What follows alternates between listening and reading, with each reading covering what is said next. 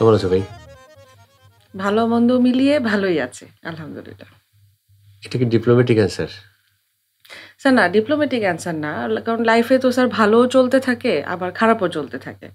তো এখন আমি যদি শুধু ভালো বলি সেটাও ভুল হবে, শুধু মন্দ বলি সেটাও ভুল হবে। কিছু, কিছু এই জিনিস জন্য কি মন্দ সবাই চলছে। মোটামুটি বলে? স্যার হতে পারে, কারণ কিছু জিনিস ভালো চলছে, কিছু জিনিস মন্দ চলছে। কিন্তু স্যার মোটের উপর যদি বলি ওই যে ওভারঅল, তাহলে আমার স্যার ভালোই আছে। তার মানে আমি যদি এভাবে কনক্লুড করি ব্যাপারটাকে, যে আমরা কেমন আছি উত্তরটাকে যেভাবে ম্যানেজ করা শিখেছি ছোটবেলা হ্যাঁ, থেকে, ম্যানেজ করা শিখেছি। কখনো বলি এই তো ভালো, কখনো বলি ভালোই আছি, কখনো বলি মোটামুটি, কখনো বলি ভালো মন্দের মাঝখানে। হুম, কারণ এবং এই প্রশ্ন দেখা হলে এটা একটা খুবই লৌকিকতার প্রশ্ন। হুম। আর কিছু যেহেতু জিজ্ঞেস করা থাকে না, তো আমরা ম্যানেজ করা শিখেছি, ওটার মধ্যে আমরা টিকে আছি। তাই তো ব্যাপারটা? হ্যাঁ স্যার, মোটামুটি তাই। কারণ এটা দিয়ে আমরা আসলে কনভারসেশন শুরু করি, হুম, হুম, কথোপকথন, হুম। এবং সেটা যদি আরো সামনের দিকে আগায় এবং যদি কথাবার্তা সেখানে যায়, আপনি হয়তোবা একটা পর্যায়ে বুঝতে পারবেন যে কোনটার ওয়েটেজটা বেশি, ভালোর ওয়েটেজটা বেশি না মন্দর ওয়েটেজটা বেশি, যদি আসলেই জানতে চায় কেউ। তোমার তোমার যেটা মনে হয় যে তুমি টিচিং এ আছো, তারপরে স্থাপত্য পেশায় আছো, আবার একটা জেনারেশনকে বিলং করো। কি মনে হয় ওরা কি লজিকটাকে বেশি গুরুত্ব দেয় নাকি ফিলোসফিটাকে বেশি গুরুত্ব দেয়? দর্শন নাকি যুক্তি? স্যার আমি কি আমার জেনারেশনের কথা বলবো নাকি যাদের পড়াচ্ছি তার কথা তোমার বলবো? জেনারেশনটাকে বলো। স্যার আমার জেনারেশন এখনো আমি বলবো যে ফিলোসফিক্যাল জায়গাটাতে কম, মনে হয় লজিকটাকে বেশি গুরুত্ব দিচ্ছে। আমার তাই মনে হয়। মানে আমার আশেপাশের যাদের সাথে বড় হয়েছি ইমিডিয়েট, আর যাদেরকে পড়াচ্ছ তারা? স্যার তারাও লজিকটাকে গুরুত্ব দেয়। তাদের ফিলোসফি আছে, বাট তাদের ফিলোসফিটা আপনার জেনারেশনের যে ফিলোসফির ধারণা, আমার জেনারেশনের যে ফিলোসফির ধারণা সেখান থেকে অনেক ভিন্ন। কিন্তু এই যে ধরো দুইটা আমরা ফিলোসফিতে পড়ে যাই, কিন্তু ধরো এই হুম। যে দুইটা গ্রুপ অফ পিপল যাদেরকে পড়াচ্ছ তুমি এবং তোমার যারা সমসাময়িক, তারা যে লজিকটাকে গুরুত্ব দেয়, কিন্তু তোমার কি মনে হয় না এই জন্যই আমরা এত ইললজিক্যাল? হ্যাঁ sir, to to to some extent. Sir to some extent লজিকটাকে গুরুত্ব দিতে গিয়ে অনেক ইললজিক্যাল হয়ে যাচ্ছে। হ্যাঁ, কারণ মানে কোর একটা জায়গায় আসলে অনেক সময় প্রশ্ন করছি না যে আসলে আমার এটা দরকার কিনা, আসলে আমি কি চাই। এক্স্যাক্টলি। সো আমি ওই জায়গা থেকে আসি যদি, যে আমরা প্রথম যে প্রশ্নটা করেছিলাম, হুম। আমরা একটু মনস্তাত্ত্বিক ব্যাপারে থাকি, তারপর আমরা ঢুকবো অন্য হ্যাঁ, জায়গাতে। হ্যাঁ, হ্যাঁ, হ্যাঁ, চল। তো এই যে প্রথম জিজ্ঞেস করলাম যে আসলে কেমন আছি, সেখান থেকে এই পর্যন্ত আসা, তার মানে ছোটবেলা থেকে একটা আয়রনের মধ্যে বড় হয়ে ওঠা। হুম, মানে আমরা আজকে জেনারেশনকে দোষারোপ করতে পারি, ব্লেম যাই কিছু বলতে পারি, কিন্তু গাছটায় পানি দেওয়ার দায়িত্ব তো যে গাছ লাগায় তার, রাইট? হুম, সো ওই পরম্পরা না তৈরি হওয়ার কারণেই তো অনেক কিছু হয়ে উঠলো না এখন পর্যন্ত। হুম, আমার মানে অবজারভেশনটা ওই জায়গাটাতে, যেটা মনে হয় আমার কাছে, যে আইরনি কেন বললাম, যে একটা ছোট বাচ্চাকে হাসানোর জন্য আমরা সারাক্ষণ লেগে থাকি, অথচ যে একটু বড় হয়ে হাসলে তাকে বেয়াদব বলি। হ্যাঁ, এত জোরে হ্যাঁ, হাসছিস কেন? ২ নম্বর হচ্ছে যে আরেকটা বড় একটা বিষয় থাকে, সেটা হচ্ছে কোকারিকুলার অ্যাক্টিভিটিস এত যে ব্যস্ততা, এত কিছু, কিন্তু পরবর্তীতে যখন দেখা যায় সে যখন প্রফেশনে চলে যায়, তখন আর খুব প্রফেশনাল অ্যাক্টিভিটিসটা থাকে না তার। হুম, তাই না? মানে ওটা একটা নিশ্চিহ্ন হয়ে যায়। ওই যে মানুষ আস্তে, আস্তে নিস্তেজ হয়ে যায়। সত্য থেকে দূরে চলে যায়। লজিক নাই, কিন্তু লজিকের কথা বলতে থাকে। যে কারণে তার মধ্যে দর্শন তৈরি হয় না আর। হ্যাঁ? এবং এইভাবে আস্তে, আস্তে একটা জাতি পিপীলিকার মতো অজস্র মানুষ অনেক কিছুর মধ্যে ছুটে বেড়াচ্ছে। কিন্তু তারা কি চায়? কোথায় পৌঁছাতে হবে? কি করতে হবে? কোথায় তাদের তৃপ্তি? কোথায় তাদের শান্তি? এটা আমার কাছে মনে হয় যে এই একটা হাহাকার বোধহয় কোথাও আছে। এটা কি তুমি মনে হয় তোমার কাছে আমি যে কথাটা বললাম? স্যার আমি হ্যাঁ, স্যার আমি আপনার কথার সাথে মানে সবার ১ম এ ইয়ে করে যাচ্ছি যে সহমত এগ্রি করে যাচ্ছি। আ একটু স্যার এড করতে পারি আপনার সাথে যে তুমি হ্যাঁ, তুমি তুমি বিপক্ষেও মানে বলতে পারো। না স্যার বিপক্ষে না, বিপক্ষে না। কারণ আমি এটার সাথে ফুললি এগ্রিড যে আমাদের একটা জেনারেশন স্যার, মানে আমি যে বয়সটাতে আছি 30 এর পরবর্তী স্টেজে, মানে এতদিন পর্যন্ত আমাকে যদি কেউ জিজ্ঞেস করতো আমি বলতাম যে পজিটিভিটি, পজিটিভ, পজিটিভ। আমি খুব পজিটিভ থাকতে চাই। সবাইকে ইন্সপায়ার করতে চাই। এখনো মানে আমি এখন ওই জায়গা থেকে সরে আসিনি। আমি পজিটিভ থাকতে চাই, পজিটিভিটি নিয়ে আগাতে চাই, সবাইকে ইন্সপায়ার করতে চাই। কিন্তু ওই যে সেটা তো স্যার, মানসিকতা। হ্যাঁ, আমরা মানে চাই। স্যার যত আমরা আসলে বড় হচ্ছি, যত বেশি বাস্তবতা অথবা ইস্যুস বা কমপ্লেক্সিটি গুলো সামনে আসতে থাকে, তত হচ্ছে যে আমাদের ভিতরে কিছু করার যে একটা ইনোসেন্স, সেইটা লুজ হতে থাকে, হুম, হারাতে হুম, থাকে। হুম, কারণ আরো অনেক ক্যালকুলেশন চলে আসতে থাকে। হুম। তো ওই ইনোসেন্সটা আমরা লুজ করতে থাকি, ক্যালকুলেশনটাকে প্রায়োরিটি দিতে থাকি। তো একটা যেমন আমি এখনো বুঝতেছি না যে আমি কি ক্যালকুলেশনটাকেই মানে প্রায়োরিটি দিয়ে চলবো, কারণ আমার ভিতরে তো একটা ফাইট চলতেছে এখন, যে আমি তো আমার ইনোসেন্স বারবার লুজ করছি।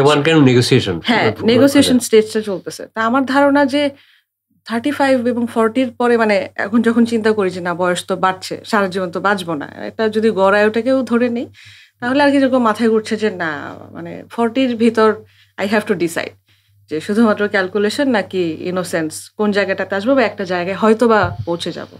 স্যার হাহাকারটা ওই জন্য আছে যে যত আসলে মানুষ বড় হয়, মানে আমাদের জেনারেশন যদি বলি, ওরা তো আসলে ওই ইনোসেন্সের জায়গাটা পার করে চলে আসছে, কারণ এখন রিয়েলিটি চলে আসছে, রেসপন্সিবিলিটি চলে আসছে, হ্যাঁ, দেশের হোক, পরিবার হোক, সমাজের হোক।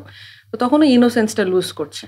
তো ইনোসেন্স লুজ করতে গিয়ে কেউ কেউ হচ্ছে যে বুঝতে পারছে যে আমার কোথায় ফোকাস করা উচিত, কোথায় মানে কোনটাকে এখন প্রায়োরিটি দিব, আর কেউ কেউ বুঝতে না পেরে ওই যে র্যাট রেস ছুটে যাচ্ছে, সেই ঘটনাটা ঘটছে এইটা। আর স্যার মানে দেশের পার্সপেক্টিভটা এখন আলোচনা করলে অনেক কিছু, কিন্তু স্যার টু সাম এক্সটেন্ট আসলে ম্যাটার করে, মানে আমি কোথায় জন্মেছি, মানে আমার মনে হয় যে আমি কোন মানুষ দ্বারা সারাউন্ডেড, এইটা অনেক জরুরি। বিকজ আপনি যাদের দ্বারা সারাউন্ডেড থাকবেন, আপনার তো সাবকনশিয়াস মাইন্ড আপনাকে সেভাবে ডিরেক্ট করবে ভাবতে। তাহলে তুমি জেনারেশন নিয়ে কি স্বপ্ন দেখো? আমি জেনারেশনই বললাম, কারণ আমার কাছে এটা খুব ইম্পর্টেন্ট ইস্যু, যেখানে জনসংখ্যা এত বেশি এবং তার যদি সিংহভাগই হয়েছে তরুণ প্রজন্ম, তাহলে সেটা ভাবার ভীষণভাবে জরুরি দরকার। জেনারেশন নিয়ে আমি 3টা পার্টি বলি। আমাদের আগের যারা, মানে খুব ব্রডার ভাবেই বলতেছি, ধরেন আপনি এবং আপনার সমসাময়িক যারা, আমার মনে হচ্ছে যে এই জেনারেশনটার উচিত ছিল সত্য কথাটা আরো স্পষ্টভাবে আমাদেরকে বলা। কারণ আমাদের মনে হচ্ছে যে আমরা ফার্স্টে শুধুমাত্র ড্রিমি কথাবার্তা যে শুনে আসছি, অনলি ড্রিমি কথাবার্তা দিয়ে ইন্সপায়ার করা যায় তা না। আপনাকে মাঝে মাঝে ড্রিমি কথাবার্তার সাথে বাস্তবতা এবং কোথায় আপনার ড্রিম ভঙ্গ হবে, স্বপ্ন ভঙ্গ কোথায় হবে, এটাও বলে দিতে হবে। আমার মনে হয় আপনাদের জেনারেশনের উচিত শুধুমাত্র ড্রিমি কথা না বলে সত্যটা জানানো, আমাদেরকেও আমাদের পরে কেউ। নাম্বার 1। নাম্বার 2 হচ্ছে আমরা যদি ধরে নিই যে গড়াও হিসেবে আমি মধ্যবর্তী একটা জায়গা, আমাদের আগের জেনারেশন ওদেরকে নিতে পারেনি। না স্যার, ওনারা যে পর্যায়ে চলে গেছে, ওনারা এখন সুস্থভাবে বেঁচে থাকুক, হাসি খুশি থাকুক। দায়িত্ব আছে কিন্তু স্যার, দায়িত্বে থাকুক, কিন্তু তারা আমার মনে হয় যে, কারণ স্যার তাদেরকে আমি এখন আর কিছু বোঝানোর মতো ক্ষমতায় নেই, বা আমি চাইও না যে তারা এখন নিজেকে চেঞ্জ করে ফেলুক। তারা যেমন আছে তারা তেমন থেকে চলুক, ওনারা ওনাদের মতো পজিটিভ কাজ কন্টিনিউ করে যায়, শেষ ইচ্ছা পূরণ করুক, ভালোভাবে থাকুক, যে কটা দিন আছে উনি শান্তিতে থাকুক। আমারও তাদের নিয়ে কিছু বলার নাই। আপনাদেরকে নিয়ে বলার আছে যে আপনারা সত্যটা বলেন, সত্যটা জানান, কোনটা ভালো কোনটা খারাপ, কোথায় বাধা পেয়েছেন কোথায় বাধা নাই, সত্যটা বলেন। আর আমাদের জেনারেশনের আমার মনে হচ্ছে যে স্টিল তো স্ট্রাগলিং, মানে ওই একটা ফিলোসফি বা একটা প্রিন্সিপালে এখনো সবাই ফিক্স না, একটু ট্রান্সফরমেটিভ। আর তাছাড়া আমরা 90s কিড, মানে বলা যায় কি আমরা না ওই অ্যানালগটাও পেয়েছি, অ্যানালগের শেষ আবার ডিজিটালের শুরু, মিলেনিয়াম। তো এই সব কিছুতে আমরা একটা কেমন জানি মাঝামাঝি, মানে অ্যানালগটা আমরা পেয়ে আসছি, ওটার সাথে ইউজ টু, আবার আমরা ডিজিটালের সাথেও ইউজ টু, কিন্তু আমরা আবার পুরোপুরি এআইতে কমফোর্টেবল না। তো আমার মনে হয় যে আমাদের এখন মেইন কোর দায়িত্ব হচ্ছে যে আগের জেনারেশনের ভালোটা, মানে ভালোটা নিয়ে পরের জেনারেশনকে বুঝাই দেওয়া, যে ওনার কথাটাকে অ্যানালাইজ করে এভাবে করে পাস করা। আর নেক্সট জেনারেশন যদি বলি, তাহলে ওদের কাজ হচ্ছে, নেক্সট জেনারেশনের একটা জিনিস আমার মনে হচ্ছে যে সবাই না ওদেরকে অনেক প্রশ্ন করে। মানে আপনি দেখবেন যে এই লাস্ট কয়েক মান্থে যে বিপ্লব হয়ে গেল, তার আগ পর্যন্ত সবাই বলতো ওর এইটা খারাপ, ওর ওইটা খারাপ, আল্লাহ ওরা কি হচ্ছে, আল্লাহ ওরা এরকম করছে কেন, ওদেরকে তো আমরা বুঝি না, generation gap and etcetera etcetera. তো ওই টাইমটা তো আমার সবসময় মনে হতো যে টাইমের উপর ছেড়ে দেওয়া উচিত, মানে ওর যেটা বাস্তবতা সেটাই করছে। তোমার কি মনে হয় না এই পুরো ব্যাপারটা একটা বড় ব্যাপার? যদি বলি, আমরা প্রথম যে প্রসঙ্গে ছিলাম যে ব্যক্তিগত সততা, এই সত্যের জন্য যেটা সবচেয়ে জরুরি, ব্যক্তিগত সততা এমন একটা জিনিস, মানে তার যদি আমরা দেখি, ধরো বর্ণনা এভাবে করি যে একটা মানুষের 5-6টা সত্তা আছে, উনি হয়তো সৃজনশীল কাজে প্রচন্ড পটু এবং ভালো। যেমন আমি একসময় একজনের ব্যাপারে বলতাম যে কবি হিসেবে সুকবি, আমলা হিসেবে ধুরন্ধর, ব্যক্তিগত জীবনে প্রচন্ড লম্পট, তারপরে দুর্নীতিবাজ, তাকে আমরা কি বলবো? তাকে যদি বলতে তো হবে। এটার সাথে আমরা কিন্তু, আমি যেহেতু সেকালে মানুষ, আমরা তো পরিচিত না। আমার কাছে মনে হয় যে আসলে একটা ব্যক্তিগত জায়গায়, সম্পর্কের জায়গায় মানুষের ভাঙচুর হতে পারে, ওঠানামা হতে পারে, খুবই স্বাভাবিক ব্যাপার, সেটা হতেই পারে। আগে একসময় বলতে পারতো, এখন সেটা মানুষ সেটাতে বেরিয়ে যায়, ম্যানেজ করে ফেলে, সেটা অন্য জিনিস। কিন্তু আমি বলছি যে প্রফেশনাল প্র্যাকটিসের জায়গাতে, এই জায়গাতে আসলে ব্যক্তিগত সততা প্রচন্ড জরুরি একটা বিষয়। যখন ওইটার সাথে মানুষ কম্প্রোমাইজ করে ফেলে, তখন তার সত্তার নানান রকম বহুবর্ণ সত্তা জাগতে শুরু করে, সব প্রিটেন্ড করতে শুরু করে। প্রিটেনশন করতে করতে এমনটা থেকে চলে যায় ওর লাইফে সবকিছু প্রিটেনশন দিয়ে হতে থাকে, ট্রুথ থাকে না। তুমি যে আমাদের জেনারেশনের কথা বললে, আমি একদম প্রথমত আন্তরিকভাবে লজ্জিত এবং দুঃখিত, বিকজ আমি আমার জায়গা থেকে তো বলতে পারি, কিন্তু সমষ্টিগতভাবে এই জেনারেশনটা ভীষণভাবে সুবিধাবাদী, কারণ তারা মুক্তিযুদ্ধ দেখেছে কিন্তু মুক্তিযুদ্ধ করেনি।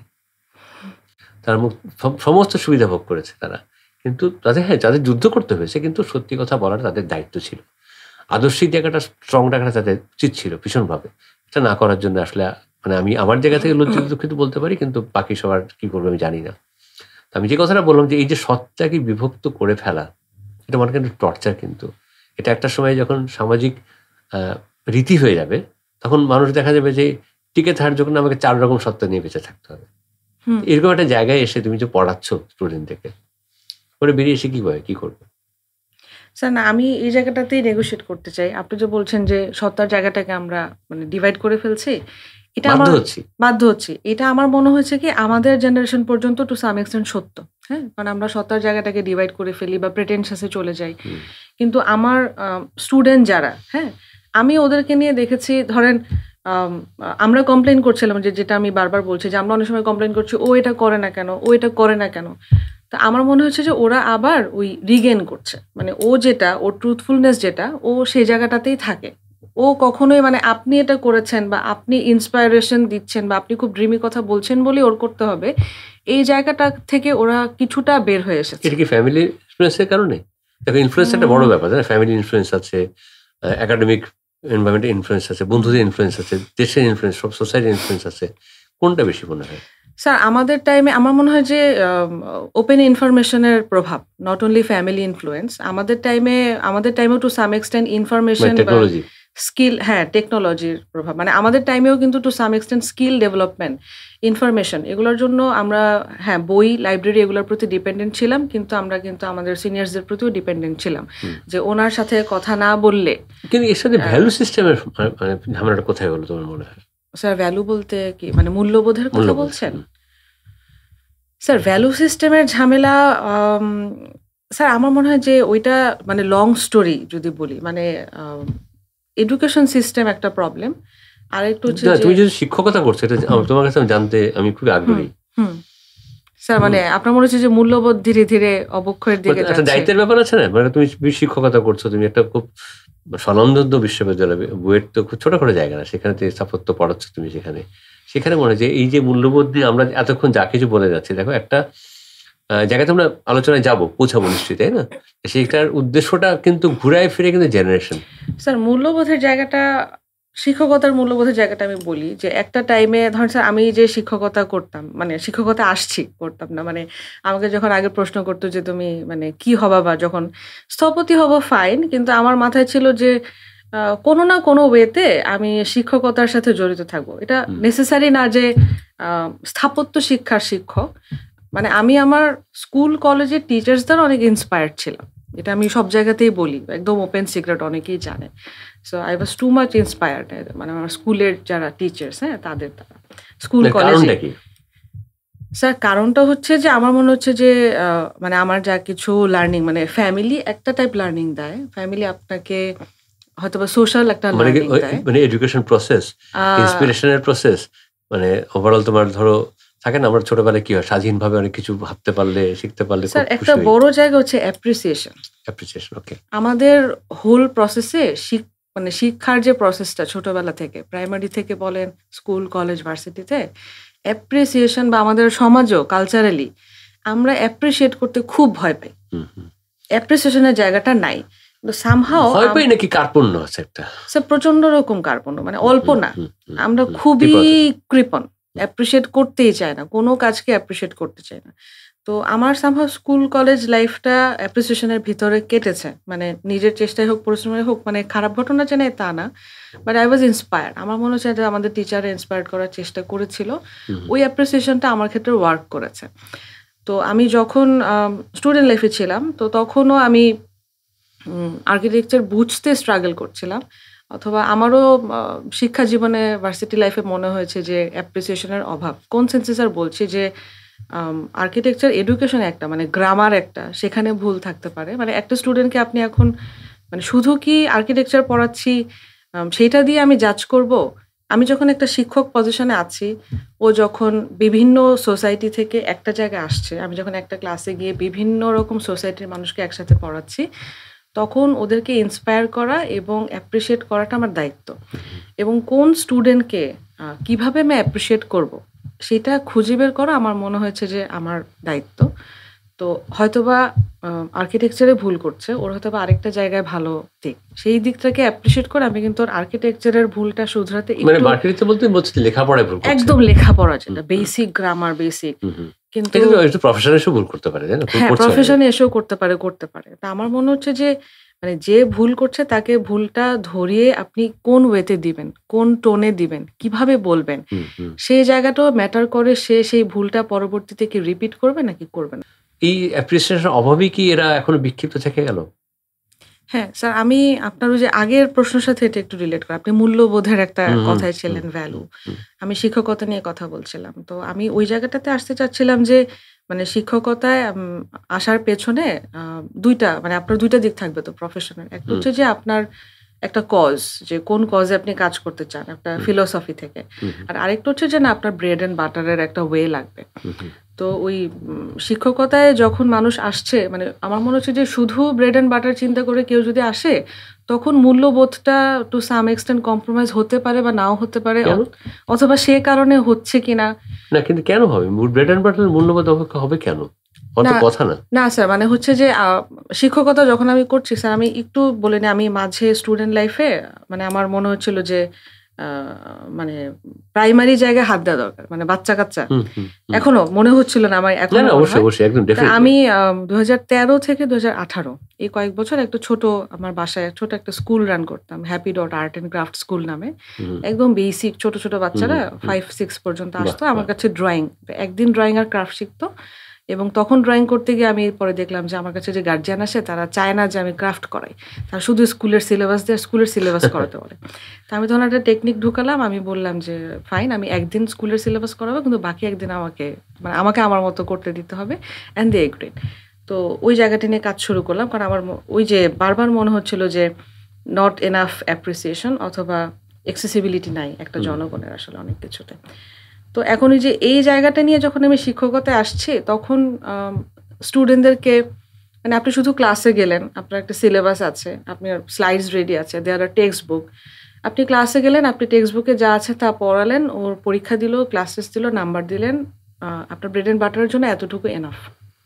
মূল্যবোধের অবক্ষয় বলবো না, মানে এতটুকু এনাফ। এখন যে এতটুকু করছে, মানে দেখো ব্যাপারটাকে সরলীকরণ করতে পারতাম আমরা। আমরা মানে আমাদের এথিক্যাল জায়গা, ব্রেড এন্ড বাটার অনেক কিছু বললাম। আসলে ব্যাপারটা যদি খুব সহজভাবে দেখি, everything all about management. Sir management আর আরেকটা, আমি আমার জীবনে ধরো আমাদের শরণার্থী জীবন ছিল একটা সময়, তাই না? বড়ই অনিশ্চিত জীবন, টাকা নেই, পয়সা নেই, কিছু না, আমাদের বাড়ি ঘর সব পড়ে গেছিল। জীবনে টিকে থাকতে তো হয়েছে। আমি যখনই বিপদে পড়বো তখন মানে তার মানে আমাকে আপোষ করতে হবে, এটা তো কোনো কিতাবে লেখা নেই। মেরুদণ্ডটা ওইখানেই কিন্তু মূল্যবান, তাই না? ওই জায়গাটাতে আমার কাছে মনে হয়েছে যে আসলে আমরা অনেকখানি হেরে গেলাম। কেন কথাটা বললাম? কারণ একটা দেশের জন্মের পরে লম্বা একটা সময় দেখলাম তো, দেখো আদর্শিক ঐক্যটা যদি থাকতো, সেটা একটা প্রফেশনের হোক, জেনারেশনের হোক, যারই হোক না কেন, এবং সেটা যদি সত্য হতো, কিছু না কিছু একটা হয়ে যেত। কিন্তু ওই জায়গাটাতে মতো ঘাটতিটা কিন্তু ওইখানে।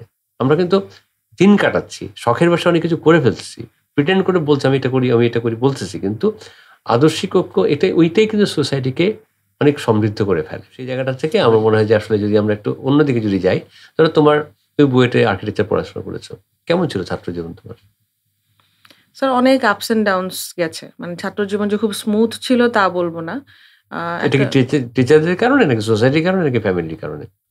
না স্যার, ফ্যামিলি থেকে তেমন কোনো ইস্যু না, ফ্যামিলি ওয়াজ ফ্রি নিজের মতো পড়া। তা আমার মনে হচ্ছে যে একটা হচ্ছে যে বুয়েটের মানে টিচিং যেটা হচ্ছে যে টিচার্স টিচিং পদ্ধতি, যে একটা জিনিস বললাম যে ইন্সপিরেশন অথবা প্রশংসা পাওয়ার জায়গাটাতে হয়তো বা কিছুটা ইয়ে ছিল, কারণ আমি খুঁজে পাচ্ছিলাম না যে আসলে কি করব, কোনটা পড়বো, কি পড়া উচিত, কার ইনফরমেশন নেওয়া উচিত, কোন কমেন্টটাকে প্রায়োরিটি।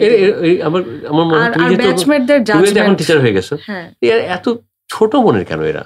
স্যার আমারও তো একটা জাজমেন্টাল ক্যারেক্টারটা আমার মনে হয় যে একটু মানে জাজমেন্টাল দিকটা একটু কমানো দরকার আর কি। আর এটা আর্কিটেক্চার টিচার সবার মধ্যে জিনিসটা আছে নাকি? স্যার আমি শুধু টিচার বলবো না, মানে আর্কিটেক্টদের মধ্যে আছে, আমি কিন্তু পার্টিকুলার টিচার বলছি, মানে এই প্রফেশনাল মানুষদের মধ্যে আছে। হ্যাঁ স্যার, আমরা কিন্তু বলছি যে আমরা কালচারালি খুব এনরিচ, আমরা কালচারকে প্রায়োরিটি দিই, আমরা সবাইকে প্রায়োরিটি দেই, কিন্তু আমার মনে হয়েছে যে সাবকনশিয়াস মাইন্ডে আমরা খুব জাজমেন্টাল, বিকজ আমরা ভাবি যে আমরা সমাজের, আমি আর্ট বুঝছি, আমি সমাজে একটা খুব এটা কি তোমার মনে হয় যে আসলে যে ধরো ওই যে আমরা জাজ করছি কমপ্লেক্সে ভোগে, যে একটা কম্পিটিটিভ মাইন্ড সবসময় কাজ করে, ইগো কাজ করে প্রচন্ড ভাবে, হয়তোবা। হ্যাঁ স্যার, স্যার এটা আইবিকে বলতে হবে, একটা ডিবেট আছে। আপনি দেখবেন যে একদল মানুষের ফিলোসফি হচ্ছে যে মানে এই যে আমার ভিতরে যে ইগোটা আছে, এই ইগোটা রাখা দরকার, বিকজ ক্রিয়েটিভ কোনো কিছু করার জন্য ইগোটা জরুরি। কিন্তু ইগোর তো ধরন আছে, আপনাকে বুঝতে হবে যে কোন ইগোটা জরুরি। ইগোটা জরুরি যে ওই যে আনইথিক্যাল জায়গায় আমি আনইথিক্যাল কোনো কিছু আমি করবো না। আপনি যেটা বলছিলেন যে এই ধরনের ল্যান্ড যেটাতে ডেসপুট আছে অথবা যেটা জলাভূমি আছে, সেই জলাভূমির উপরে আমি একটা বিল্ডিং বানাবো না। ক্রিয়েটিভ জায়গার ইগোটা তো পজিটিভলি এই জায়গায় থাকা উচিত। কিন্তু শুধু কি এটা সোশ্যাল কমিটমেন্ট, আমি মনে করি মানে একটা মানুষ হিসেবে এটার অস্তিত্বই থাকে না, সোজা কথা। আপনার ক্রিয়েটিভ ইগো যদি অন্য কোনো মানুষকে হিউমিলিয়েট করে, অন্য কোনো মানুষকে ছোট ফিল করায়, তাহলে কি ওই ইগোটা ভালো স্যার? না, আমি একটা এক্সাম্পল দিই। আপনার কি মনে হয়? আপনাকে প্রশ্ন করলাম। আমি এক্সাম্পল দিয়ে বলি। ধরো আমি একবার বিদেশে গেলাম, একবার একটা আর্কিটেক্টদের সাথে একটা কোনো ইয়ে ছিল, এটা ঠিক অনেক বড় না ছোট না, সেখানে আমাদের দেশের 4-5 জন আর্কিটেক্ট ছিলেন। তো সে ওটা মূলত ফার্নিচার নিয়েছিল। তা আমি যখন ডিনারে যাচ্ছি তখন আমি দেখলাম একা। আমি বললাম যে ওরা 3 যাবে না, ওরা তো ভেন্ডার। তা আমার প্রশ্নটা ছিল ওই জায়গায় যে আমি খুব নিজেকে অসহায় মনে হলো আমার কাছে, যে একটা স্থপতি হলে আমাকে চেয়ারের ব্যবসাটা করতে হবে কেন? মানে আমার প্রশ্নটা হচ্ছে, আমি তো জানি, আমি যদি টিচিংয়ে থাকি, আমার বাবাকে দেখেছি, আমি বাংলার অধ্যাপক, আমাকে এটা করেই চলতে হবে, আমাকে এটা বেছে নিয়েছি ইয়ে করি। এবং একটা প্রফেশনাল তো দায়িত্ব থাকে, একটা স্থপতির দায়িত্ব কি? আমার দায়িত্ব আমি নকশা করব, আমি ব্যবস্থাপনাকে সহায়তা করব, আমার মাধ্যমে কেউ নির্মাণ ব্যবসা করবে, কেউ সরবরাহ করবে, কেউ অন্যান্য নানান রকম জিনিস করবে। একটা প্রফেশনকে কেন্দ্র করে আরো 5টা প্রফেশন দাঁড়িয়ে যাবে, তাই তো হওয়ার কথা। কিন্তু আমি সুযোগ পেলাম দেখে আমি সবকিছু খেয়ে ফেলবো। কালকে অভিজ্ঞতা দিই, আপনি আমাকে বারবার জিজ্ঞেস, তুমি ডিজাইন বিল করো কিনা? আমি ফিলোসফিক্যালি এটা অপছন্দ করি না। কিন্তু দেখা যাচ্ছে আমরা যখন আমার অফিসে যারা বিভিন্ন একদম ছোট ছোট বাচ্চা আর্কিটেক্ট আসে, জিজ্ঞেস করি তোমার আগের অফিস কি করে, মানে ইন্টেরিয়র করে, মানে কি কনস্ট্রাকশন? জি। ওরা জানেই না যে আর্কিটেক্টের কাজ না এটা। আমি যদি এখন প্রশ্ন করি তোমাকে যে তোমরা কি এই লেখাপড়ার সময় মাথার মধ্যে এটা ঢুকিয়ে দাও? কেন দাও না স্যার? মানে আর্কিটেক্টের কাজ কি? এক্স্যাক্টলি 5 বছর পাশ করার পর শেষ 2টা বছর কেন বলে দেওয়া হয় না যে আর্কিটেক্টের স্কোপ অফ ওয়ার্কটা কি, আসলে এথিক্যাল স্কোপটা কি? স্যার আমি এই ক্ষেত্রে আপনাকে যদি আরেকটা প্রশ্ন করি, স্যার যদি কোনো মানুষের মানে ক্যাপাসিটিতে থাকে যে সে 2টা প্রফেশনে বড় হতে চায় বা নিজেকে সাংঘর্ষিক না হয়, সে যদি সাংঘর্ষিক না হয়, মানে সাংঘর্ষিকতার জায়গা তো কোনো সাংঘর্ষিকতা বাধ্য। আমি যদি এখন মনে করো একটা আমার ক্লায়েন্ট আমাকে বললো যে আমার বাড়িটা আপনি ডিজাইন নকশা করে দেবেন, তখন ওর একটা নিজস্ব একটা তার আর্থিক সীমাবদ্ধতা আছে, সময়ের সীমাবদ্ধতা। আমি যদি তার পক্ষের মানুষ হই, তাহলে তো আমি এটাকে নিয়ন্ত্রণ করার চেষ্টা করব। আমি যদি ব্যবসা করতে যাই, সাংঘর্ষিকতা বাধ্য। এটা মানে আমি স্থপতি হিসেবে আমার ফি কম্প্রোমাইজ করতেছি, কিন্তু আমি যখন প্রফিট আমি উঠিয়ে নিচ্ছি, সাংঘর্ষিকতা বাধ্য কিন্তু, তাই না? এখন আমি যদি বলি যে আমি স্থপতি হিসেবে কাজ করতে গিয়ে আমি 4টে শিল্পকলা একে আমি তার ছবি বিক্রি করলাম বা আমি ফটোগ্রাফি করে দিলাম, কোনো সমস্যার কোনো কিছু নেই। কিন্তু সাংঘর্ষিক হলে ব্যবসা আর পেশা চর্চা কখনো এক হতে পারে না। স্যার ব্যবসা পেশা চর্চা এক হতে পারে না, আমি আপনার মানে এই তথ্যের সাথে একমত। কিন্তু মানে আপনি যদি আমার ফিলোসফি বলেন, হ্যাঁ আমি এটার সাথে একমত যে আর্কিটেক্টের জায়গাটা এটা, সেই জায়গাটা নিয়ে থাকা উচিত। কিন্তু আমার স্টুডেন্ট অথবা আমার সমসাময়িক মানুষজন যখন আসলে 2টা প্রফেশনে নিজেকে এস্টাবলিশ করতে চাচ্ছে, 2টা প্রফেশনে না কিন্তু কম্প্রোমাইজ করে, কারণ তুমি যখন ওরা তো একটা অপটিমাইজেশনের জায়গায় পৌঁছাতে চাচ্ছে। জিজ্ঞেস যখন করা হয় যে তোমরা যাদের যেসব আর্ট স্থপতিদের কথা তোমরা পড়ো, জানো সারা পৃথিবীর, ওরা কি কেউ এই কাজগুলো করে না? তাহলে তোমরা কেন করো না? আমাদের তো ক্লায়েন্ট ফি দেয়। মানে আমার প্রশ্নটা হচ্ছে, একটা জিনিস প্রতিষ্ঠা করার জন্য তো চেষ্টা করতে হয়। বুঝতে পেরেছি। চেষ্টাটাও করতে হবে, তাই না? যে ঠিক আছে ফাইন, যদি আজকে এমন কালচার তৈরি হয় যে না আমাদের কি সংগ্রাম করতে হয়নি? টিকে তো গেলাম। আমাদের কি অনেক রকমের প্রবলেম ফেস করতেছে। কিন্তু এই যে আপোষ করার জন্য বসে থাকলাম, আমি এটার কথা বলছি যে আমি যখন লেখাপড়া করাবো তখন আমি বলে যে মৌলিক কাজটা কি। সাপোজ যে মৌলিক কাজ হচ্ছে এটা, আমি প্রফেশন চেঞ্জ চলে যেতে পারি, আমি অন্য প্রফেশনে চলে যেতে পারি, কোনো আপত্তি কিছু নেই, আমি একদম বাদ দিয়ে শুধু ব্যবসায় করতে পারি। কিন্তু স্থপতি হিসেবে যখন কাজ করবো, আমি যে ডাক্তার হিসেবে কাজ করি, আমার সাথে হাসপাতাল ব্যবসা আমি চালাই, কঠিন। হ্যাঁ স্যার, বুঝতে পেরেছি। কঠিন, খুব স্যার কঠিন। সাংঘর্ষিক, কিন্তু ওই যে স্যার আমি বললাম যে মানে অ্যাটলিস্ট আমি ওই স্ট্যান্ড পয়েন্টে চলে আসছি যে আই ওন্ট জাজ। না, কিন্তু জাজ না করলে কি হবে? যেহেতু বলছি না কথাটা, না বলার কারণে হচ্ছে কি, ওই যে বললাম আমরা আমি ওর মানে যদি সংঘর্ষ দেখি, মানে যদি দেখিও আনএথিক্যাল কিছু করছে, প্রশ্ন স্পেসিফিক যে কেন টিচাররা 4th ইয়ারে 5th ইয়ারে বলে দিচ্ছে না। ইন্টার্ন করার সময় একটা টিচার কেন আমার কাছে এসে বলছে যে আপনার সব ড্রয়িংগুলো দিন, আমাকে টিচার বলেছে নিয়ে যেতে। সাধারণ লৌকিকতা, যেটা দেশের বাইরে সব অন্য জায়গায় হয়, একটা হতেই পারে যে আমাদের একটা কোনো প্রকল্প দেখে তরুণরা শিখতে চায়, জানতে চায়, টিচারদের সেই ইগোটা কেন থাকে?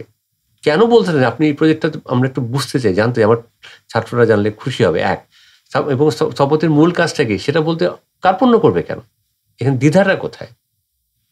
আমি জোরালোভাবে কথাটা বলছি, তোমাকে সুযোগ পেয়ে।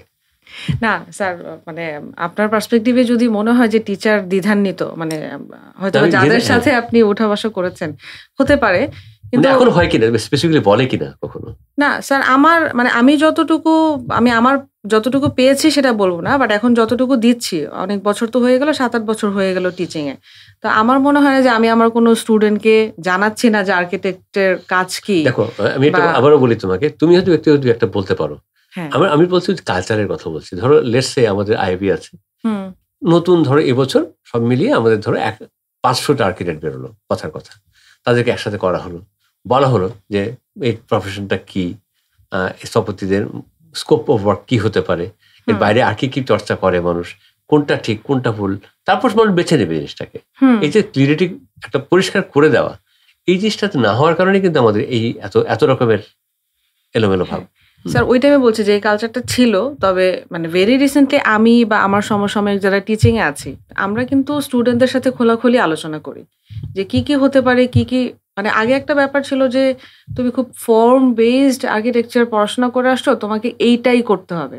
তো ওই জায়গাটায় গিয়ে কিন্তু স্টুডেন্ট কনফিউজ হয়ে যেত যে ওর ঝোঁক হয়তো বা একদিকে, হ্যাঁ মানে আর্কিটেকচার তো অনেক ব্রাঞ্চ আউট হয়েছে, অনেক টাইপের শাখা প্রশাখা ছড়িয়েছে, কিন্তু হলো মূল জায়গাটা একটা জায়গাতে, স্যার মূল জায়গা মানে আমাদের দেশের ক্ষেত্রে আমি মনে করি যে আমাদের যে সোশিও কালচার জায়গাটাকে আসলে অনেক কন্ট্রিবিউট করতে পারতো বা পারে এখনো, অন্য কিছু না। আমরা একটু এখন শেষের দিকে যাই। তো এই যে তুমি মানে তোমার ছাত্র জীবনের কথা বললে, শিক্ষকতার মধ্যে এসে সবকিছু মিলে অনুভূতিটা কি? সো অনুভূতি আলহামদুলিল্লাহ ভালো। মানে আমি বলবো না যে স্থাপত্য শিক্ষকতায় এসে আমার কোনো রিগ্রেট আছে বা কিছু, because I am thoroughly enjoying আর কি। হ্যাঁ, মানে যাদেরকে পড়াচ্ছি ওই পড়ানোটাও এনজয় করি, আর পড়াতে তো আসলে শিখছি অনেক, এটাও অনেক এনজয় করি, এবং আমার মনে হয় যে এটার অনেক পসিবিলিটিস আছে। মানে শিক্ষকতাকে স্টুডেন্টদেরকে নার্চার করা এবং নিজের শিক্ষকতার স্টাইলকে নার্চার করা, একটা জায়গায় পৌঁছানোর অনেক পসিবিলিটিস আছে। থাকবে স্যার দেশে ব্যাক করার ইচ্ছা আছে, মানে হায়ার স্টাডিজে যাওয়ার ইচ্ছা। বাইরে আমাদের এখানে হায়ার স্টাডিজে সবাই কথা বলে থেকে যায় কেন বাইরে? স্যার ওই যে ফ্যাসিলিটিস, ওই যে যখন স্বার্থপরতা না, যখন পাল্লায় মাপে স্বার্থপরতা, ওইটায় সোজা বাংলা স্বার্থপরতা কিনা ওয়ান কাইন্ড অফ। আমি একটা পাবলিক ইউনিভার্সিটিতে পড়াশোনা করলাম, করে আমি টিচিং এ গেলাম, সহজে স্কলারশিপ পেয়ে গেলাম, চলে গেলাম, ভুলে গেলাম কিছু। স্যার স্বার্থপরতা বলবেন নাকি আপনার প্রায়োরিটি চেঞ্জ হয় সেটা বলবেন? সহজ মানে অপরচুনিটি, আর কিচ্ছু না।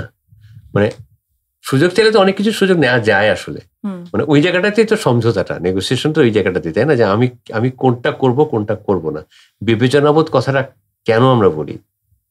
একটি কারণে বলি যে আমি যা গ্রহণ করলাম সে তার বিনিময়ে আমি কি দিতে পারলাম। না স্যার, মানে এই একটা ব্যাপার থেকে যায়। কেউ বাইরে থেকে দেশকে দিতে পারবে না এটা ধরে নিচ্ছি না, এটা অসম্ভব। এগুলো কথা আমরা বলি, পোশাকি কথা বলার জন্য বলি। দেখো, সামগ্রিকভাবে আমাদের ওভারঅল প্রফেশনাল প্র্যাকটিস বলি, সোশিও কালচারাল প্র্যাকটিস বলি, সব জায়গাতে আমরা খুব ভালো মতোই জানি অনেক এলোমেলো জিনিস আছে, আমাদের এখনো অনেক কিছু করার আছে। স্বপ্নের কথা বললে আমরা যা কিছু স্বপ্নের কথা বলবো একটা বয়সতে আমরাও পৌঁছালাম, তাই না? এখন আমরা সংগ্রাম করে যাচ্ছি, কিন্তু না, সংগ্রাম হয়তো করতেই হবে, তোমাদেরকেও আরো করতে হবে। সবকিছু মিলে আমরা কিন্তু স্বপ্ন, তোমাকে আমি জিজ্ঞেস করবো এখন দেশ নিয়ে কি স্বপ্ন, তুমি হয়তো বলবে, কিন্তু বলতে গিয়ে হয়তো উদাস হয়ে যাবে তুমি একটা পর্যায়ে গিয়ে। ওই উদাসী ভাবটা সবসময় ভালো লাগে না, আসলে সংকল্প দেখতে ইচ্ছে করে।